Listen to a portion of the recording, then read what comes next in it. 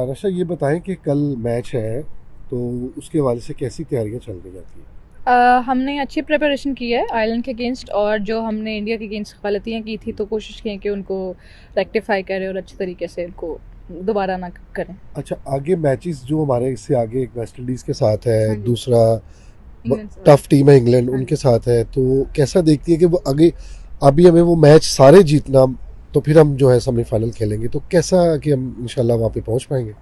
बेशक आगे मुश्किल टीम्स हैं और हम आगे इतना नहीं सोच रहे अभी। बेशक बस अभी जो कल मैच है, मतलब one by one her team को देखेंगे और वन बाय वन ही हर किसी से बात करें। अभी कोशिश यही है, और कि हम सिर्फ आयरलैंड को ही अभी देखें और उनको ही पहले हराएं, उसके बाद नेक्स्ट टीम्स पे फोकस करेंगे। अच्छा, आखिरी क्वेश्चन, वैसे अब मैच जीत चुके थे, इतना प्रेशर ले लिया कि मैच हार गए, बल्कि मैं तो वहाँ गैलरी में बैठा था, इंडियन जर्नलिस्ट ये कह रहे थे, इंडियन जो कि मैच जो है पाकिस्तान जीत चुका है, जी।